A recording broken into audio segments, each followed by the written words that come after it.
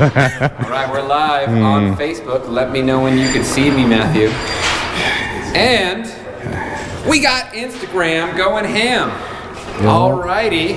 Today is a big day, ladies and gents, because we have an old car, and word on the street is we have a new car, and we have some new products that you guys are going to want to see. But don't listen to me about it. How's it going, guys? Thanks for tuning in on Tuesday. It is Tech Tuesday, so we're going to try and stay a little technical with some new cool products that you might have seen a little bit of hints here and there between us and Geyser. But feel free to ask questions. Before we show you what they're dropping this week, I'm going to show you the old race car. And when I say old, she's prepped and new, ready to go racing. But since we are building a brand new car, then we're lovingly and affectionately calling her the old one. But this car is 100% prepped and ready to go for someone who wants to go racing. They can hop in this thing and race immediately. And the next race is 4 or 5 weeks away to, it's Parker, right? Parker in Best in Desert Race.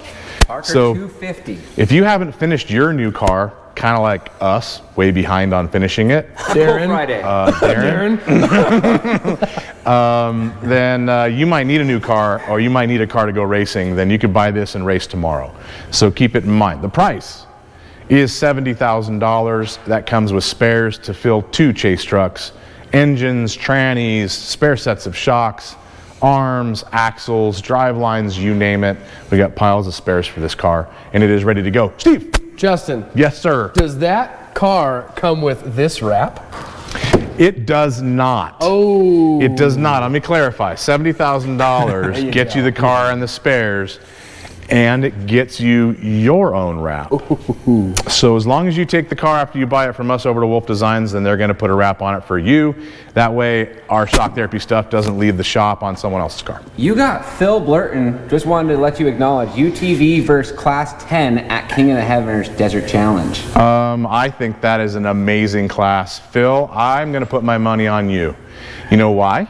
Because two-wheel drive is at a major disadvantage up at King of the Hammers, and I think that you've got the same power as they do in a lighter car. You're going to work those guys. And I love Class 10. I've raced it. Thanks for tuning in, Phil. Justin, everyone's telling you the car is way too cheap, so I'm saying 100 grand. So Steve's taking a commission on that. I'm saying 100 G's. So let me tell you this. If the car's too cheap, it'll be sold today. We'll find out. So on Thursday, we'll let you know. I'm not too worried about it. You guys want to race a car tomorrow, then this is the one to get. Let me see what I have in the bank. Matt's counting money in his bank right now. Matt's in the market for a new car. I was going to say, Matt might need one for this weekend. It's good to hear you. How are you doing back there? How was your weekend, brother? We call him the roly-poly-oly. My weekend was interesting. What'd you do? Had a small, not so small wreck. Yep, not so small wreck. Did my best impression of Ricky Bobby. But I'm okay. Navigator's okay. Car's a little worse for wear, but we'll rebuild it and be back out there. Actually, we might have a chassis ready to go for you if you need a frame for that car. So, with that segue, God, that was a smooth transition right there. Slid that right in there. slide right into the next part of this feed. So, why are we showing you a bone stock frame? That's because we're about to show you something better here in a second. But for all of you guys that know, the insides and outs of a Can-Am, just like Phil Blurton, then you know this chassis really well. It's a stock X3 chassis. We do have some tubes missing off of it, but not very many. And you can see how the front structure is put together. And these chassis need a lot of gusseting, a lot of extra tubing, a little extra plate here and there to keep them together when you race them.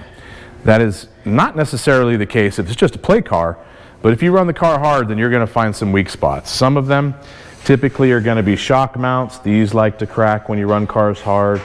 All of these front pivot points, these holes waller out. This bracket right here over the top of the rear A-arm mount is another place that cracks fairly easy. If you go back a little bit, Chase, in this area right here, This area is a crack point, and a lot of people build gusset kits for those. In the rear, on the rear radius rod plate, this is where all the radius rods attach. These, while they're out, it's fairly thin, and a lot of people build pull plates or doubler plates, like this Lone Star piece that I'm dropping parts everywhere on. But on this particular one, this would be a doubler, so you don't have any problems with that plate. This is pretty typical, and even when you do all these things, in racing, you're still going to chase the cracks on the car. Eventually, you're going to chase too many, and then you're going to swap the chassis. So I have a question for Phil, since he's watching right now. How often do you swap the stock chassis in your race car? And you may not be able to tell us that because you might piss off Can-Am, I understand, but do me a favor, let everybody know what that is. I bet you it's a lot. That I'm going to call BS. One or the other. So, with this stock chassis next to us, what was the weight, Dominic? I think it was 130, right? Dominic, what was this, 130? I'm sorry, 130 pounds? 130, yeah. Okay, so this stock chassis weighs 130 pounds. Now, if you slowly take a look to the right, here is the reveal, and I'm not talking about Steve. That's for sure. Woo! If I was mad, I'd be flipping over right now, you know what I'm saying?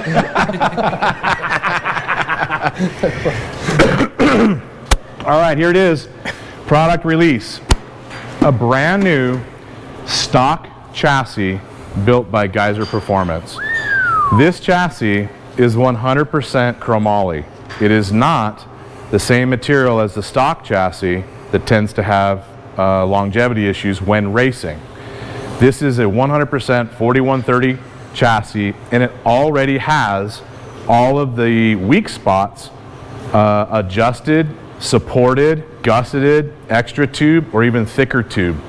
So for instance, take a look at this upper shock mount, completely restructured, no issues with cracking like the stock one because of the plating, and double shear. So the whole front of this shock mount is in double shear and welded directly to the chassis. So you don't have shock mount issues on this frame. Also, the parts are not bolted to this chassis right now, but there's a double shear plate for the upper control arms, double shear bracket for the front, upper, and lower control arm, and there's a double shear plate for the rear lower mount. So all of the things that you add to the stock chassis are already taken care of. Steve, what do you got? Robbie Frazier wants to know, what classes require you to run a stock chassis? So, in Best in the Desert and Score, pretty much every single UTV class, except for Unlimited, requires that you run the stock chassis dimensions. You have to have the same pivot points, you have to have the same overall location for front and rear pivot points lengthwise or wheelbase. You can change the wheelbase in the arm, but you can't change the wheelbase in the chassis. So ultimately, you don't have to run the stock frame, but you have to run a stock frame geometrically. And so that actually brings up something with this chassis. It is 100% approved and legal for Best in the Desert. Matt, what do you got? Josh Owens wants to know, does Geyser make a cage to match? Absolutely. So the cool thing about this chassis, well, one of the many things that's cool about the chassis, you see it's got the factory cage plates. So that means you can bolt to this any cage, aftermarket cage that you want, and you can certainly get a really badass cage from Geyser and bolt it to this chassis. But if you already had, say, I don't know, TMW cage, then you can buy this chassis and bolt that cage onto it as well. Or, you know what? You can bolt the stock cage right to it. I know you wouldn't want to do that, but you can. Steve. People want to know, Justin, how much does this cost? This chassis costs $9,500, 94, 95, I think, something like that, $9,500. Let me describe how that adds up to that point. Let's compare it to a stock one. So a stock frame without some smoke and deal from a buddy is going to be about $3,800 for a two-seat frame. Right, Matt? In that range. Have you looked it up because of the crash? Not yet. Just saying.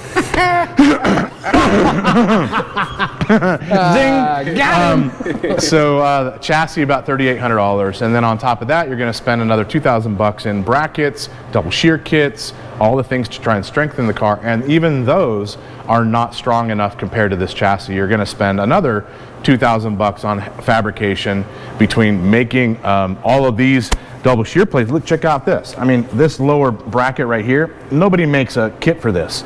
It is a weak point. Nobody makes a boxed center section right here.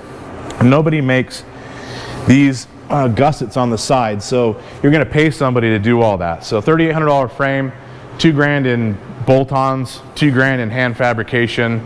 That's according to my math around $7,000 or $8,000. Let's call it 8. This is $9,500 and you're done. So a lot faster. What do you got, Steve? What is the difference in weight between the Geyser chassis and a stock chassis? 32. So the difference between these two chassis is 32 pounds. It is next to nothing. Now take a look at some of the things that are added to this, like that front double shear plate, but take a look at this rear radius rod mount. A complete boxed in assembly for the radius rods. So this is something that you'd be buying and fabricating on a stock frame. All of these gussets on the inside, gussets on the trans plates, So all look at those the things gussets add up. down there too. Those are sweet. Yep. As opposed to on the factory. Exactly. These are not in the factory frame. That stuff is all part of the engineering in this chassis. So you can honestly say that there's about 32 pounds of extra stuff on this car that you have to do to a stock one anyway to keep it together. So even though it weighs 32 pounds more, which isn't much, it is probably about the same weight when you add everything to a stock one, and the stock one's going to break quicker. So there's really no comparison between those. One thing that I didn't touch upon is that this chassis is scanned and drawn in CAD and matches the stock frame exactly. So you can literally bolt all the stock plastics and everything to this chassis and it will clamp right on, it'll bolt right on. You don't have to hand fab anything to put anything on. So follow me on this. Let's say you wrecked your car in the dunes, stuffed it in a witch's eye and completely crushed the front end. You take it to the dealer, you do an insurance claim. It's going to be $20,000 and the dealer's going to swap out the frame with another stock one that's going to do it again.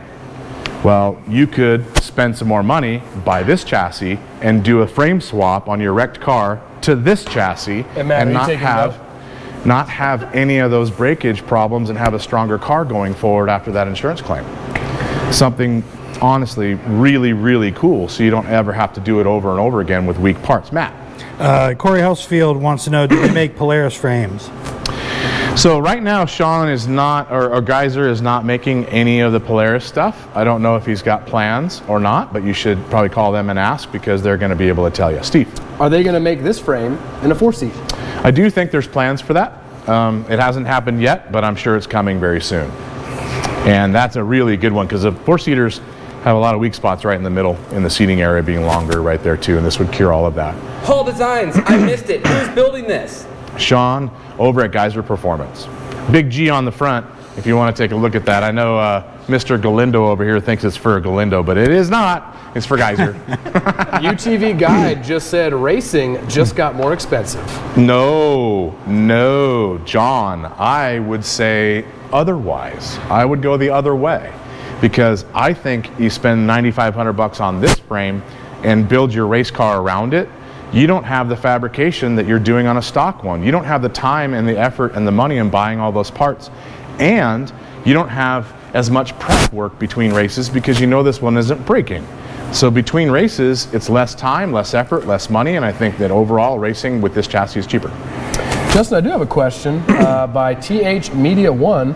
Said, talking about racing, how does one get into racing? So how did you get into the racing side of things, Justin? That's a really long story, but I think the best thing that you could do to get into racing is volunteer for one of the teams. They're always looking for help.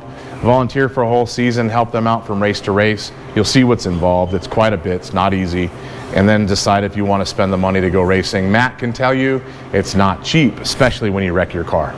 According to Justin's mom, it got in with the big wheel for Justin. Back when big wheels. A big wheel was the first no one? helmets and then stone big wheels. I prefer combustion engines. Stone big wheels. Huh? That's funny. My first car was actually a go-kart though. Just a heads up. Briggs & Stratton. Okay. I bored and stroked it straight pipe. That was the first thing I ever did. I was 8 years old. Here's a big one.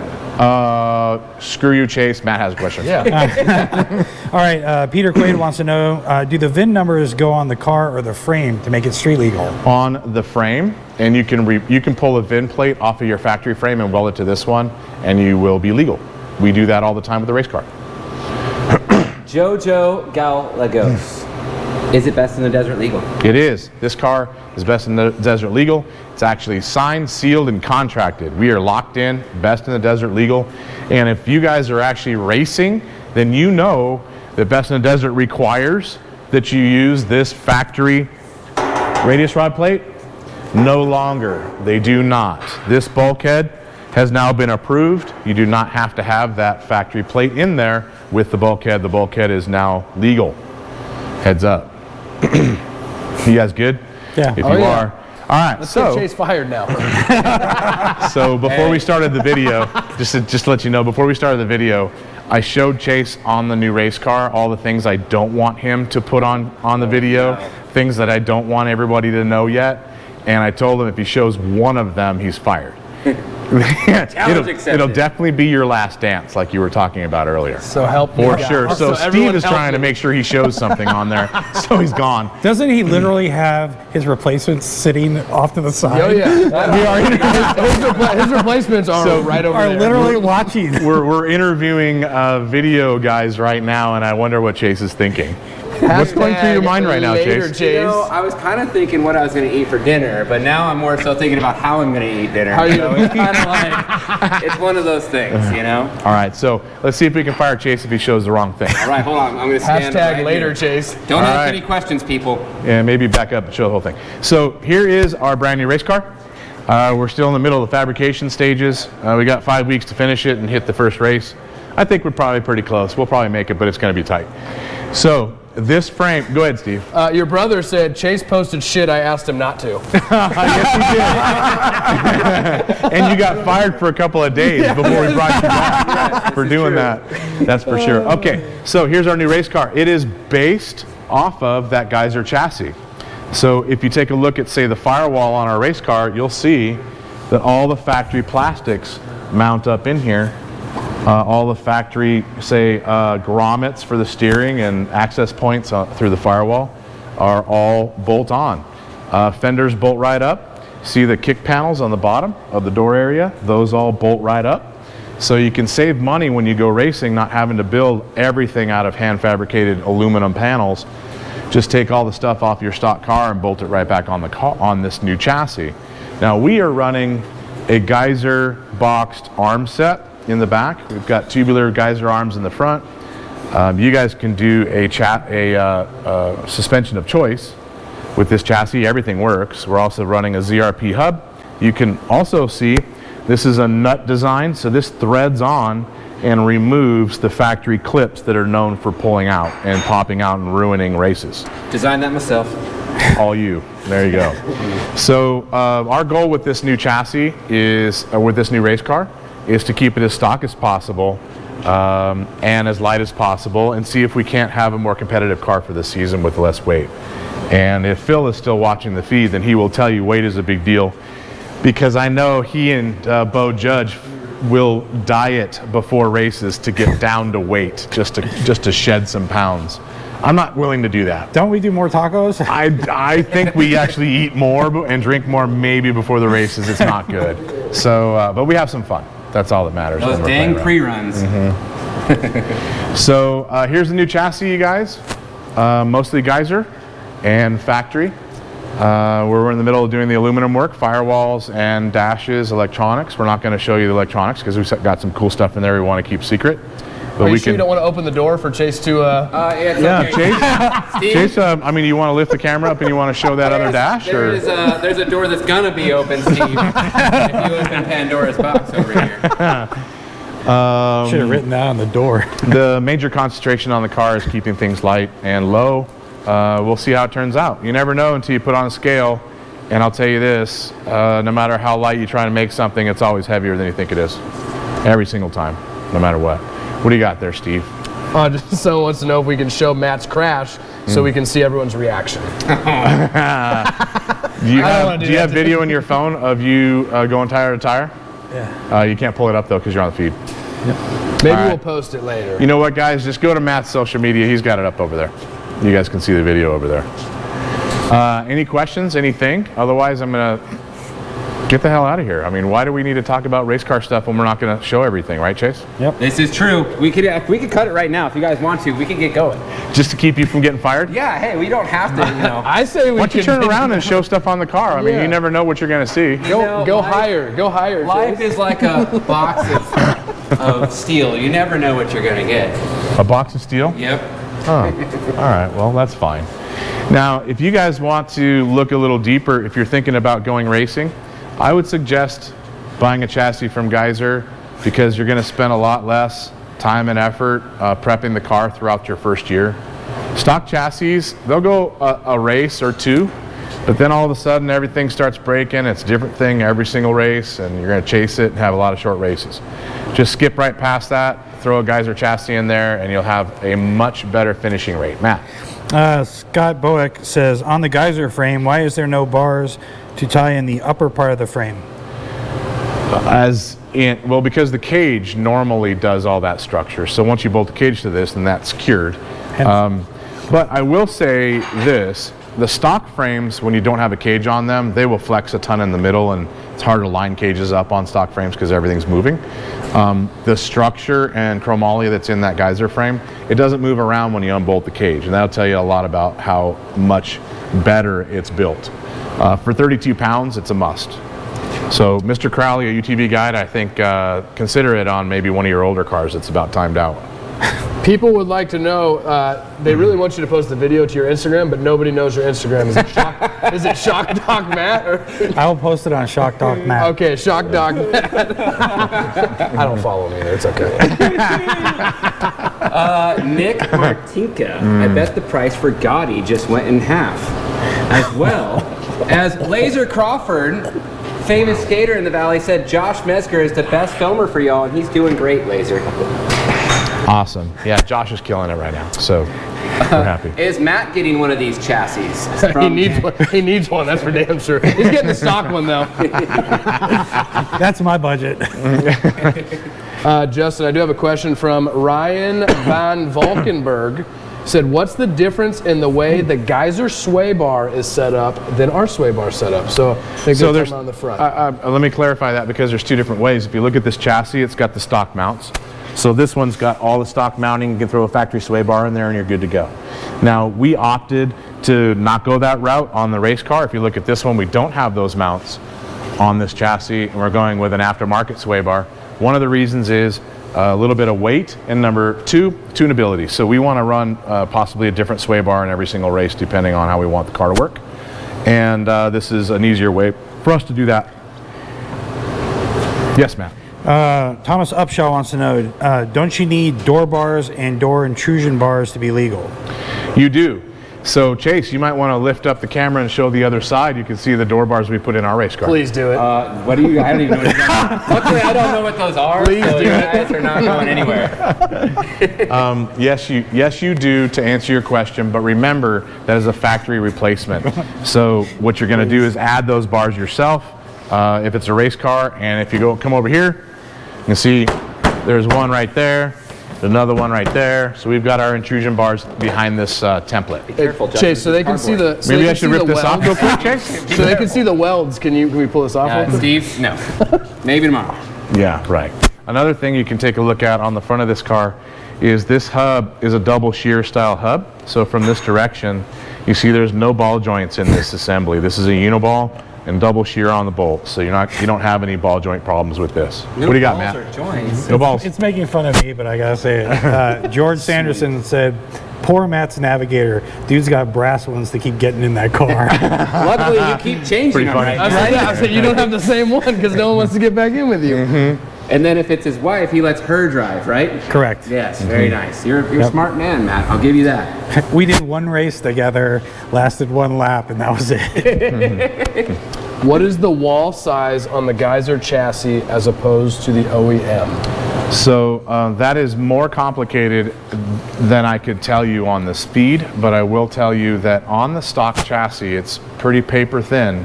On the Geyser, it is thicker in spots, thinner in spots, and there are 3 or 4 different wall thickness tubes in this chassis, depending on where in the chassis they are. So for instance, like an arm mount might be thicker, a floor tube might be thinner. But what you need to know is it is Best in the Desert legal, so it has all the right thickness in the right places, which is definitely something that Chase's boyfriend says a lot. And also, the intrusion bars and roll cage are something that you're building or supplying to be Best in Desert legal, and that's where the majority of the rules are. 32 pounds more wall thickness. How's that? There you go. 32 pounds more wall thickness in this chassis, but it's all different spots.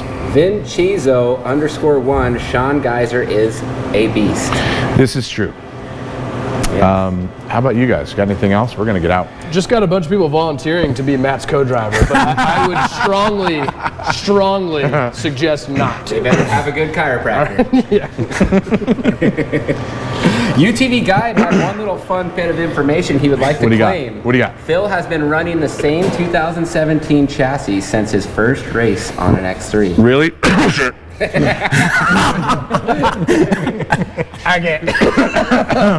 Phil, we need to have you in on the show. Get in here, man. Phil's not going to tell us the truth. He's going to say the same thing. That is not true. You know it. There's not one person watching this video that believes that, John. No way.